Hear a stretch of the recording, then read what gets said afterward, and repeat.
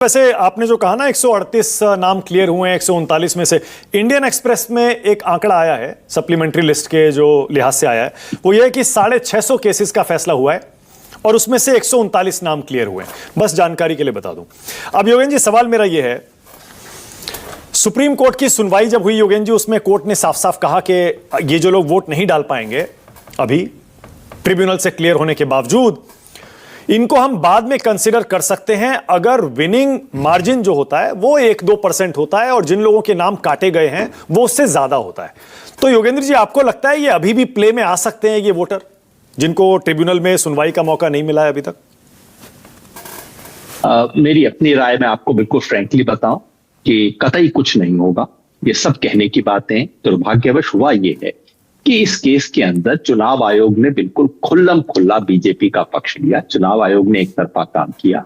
Supreme court को जब उन्हें रोकना चाहिए था तब सुप्रीम कोर्ट रोक नहीं पाया, और उसके बाद सुप्रीम कोर्ट ने चुनाव आयोग की बातों में आके एक नई एडजुडिकेशन की प्रोसेस बना दी कि 35 दिनों के अंदर 60 लाख केसेस का फैसला किया जाएगा। उसके अंदर जो धांधली होनी थी वो हुई, वो उसको सुप्रीम कोर्ट रोक नहीं पाया। अब सुप्रीम कोर्ट को एहसास हुआ है कि कुछ गलती तो हो गई है, उसको रोकने का अब कोई तरीका है नहीं। इसलिए अच्छी बातें कहते हैं जज साहब, बहुत अच्छे लोग हैं, बड़ी अच्छी बातें कहते हैं, लेकिन इससे जो अन्याय हो चुका है उस पर कोई असर नहीं पड़ेगा। ये कहना कि मार्जिन अगर कम होगा तो ये हो जाएगा, कह तो दिया जस्टिस बागची ने, लेकिन क्या वो इसको अपने जुडिशियल ऑर्डर में लिखना चाहते हैं? जब तक वो जुडिशियल ऑर्डर में लिखेंगे नहीं तब तक जज साहब के कहने से कोई असर नहीं पड़ता है। और हकीकत ये है, इस देश की ज्यादातर इलेक्शन पिटीशन 4 साल, 6.5, 4 साल या 6 साल के बाद डिसाइड होती है, तब तक सब कुछ हो चुका होता है। इसलिए दुर्भाग्यवश लोकतंत्र को चोट पहुंच चुकी है। इसके बाद आपको मीठी बातें मिलेंगी, न्याय नहीं मिलेगा। नहीं योगेन जी, इसका मतलब आप ये कह रहे हैं जो पूर्व जजों ने, जो करीब 700 से ज्यादा थे, उन्होंने ये जो डिस्क्रिपेंसी और ये अनमैप्ड कैटेगरी के लोगों के केसेस डिसाइड किए, उसमें धांधली हुई है? आपको उन पर यकीन नहीं है, पूर्व जजों पर योगेन जी? मुझे उस प्रक्रिया को मैं धांधलेबाजी की प्रक्रिया कहता हूं, और बड़ा साधारण है। आपने 700 का आंकड़ा दिया, ठीक है ना? 700 लोग 35 दिनों में 60 लाख केस डिसाइड कर रहे थे। याद रखिए, 60 लाख।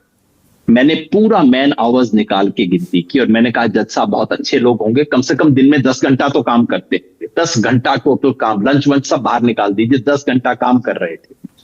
तब भी हर जज हर घंटे में 25 केस डिसाइड कर रहा था। अब आप मानक जी जजेस बेचारों को छोड़ दीजिए, मैं आपको बैठा दूं, आप पे तो मेरे को ज्यादा भरोसा है।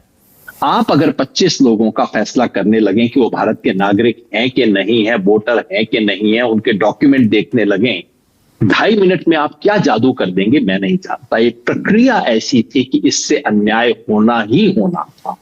ये असंभव किस्म की प्रक्रिया थी।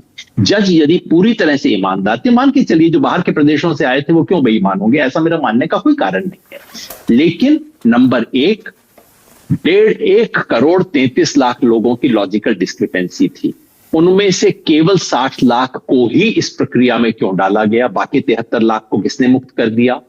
इसमें खेल हुआ था। जानबूझकर टारगेट करके भी जो टीएमसी के वोटर थे उनको 60 लाख में रखा गया और जो टीएमसी के नहीं थे उनको 73 लाख में बरी कर दिया गया। खेल वहां हो चुका था।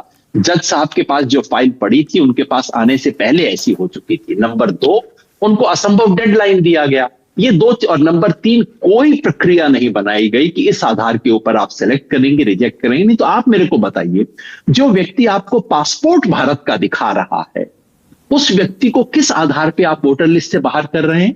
मैंने आपको केस शायद बताया था, एक व्यक्ति था जिसके पिताजी का नाम इफ्तिकार है, इफ्तिकारुल है। अब उसको कहा जा रहा है आपके पिताजी के नाम में डिस्क्रिपेंसी है। पता है डिस्क्रिपेंसी क्या थी?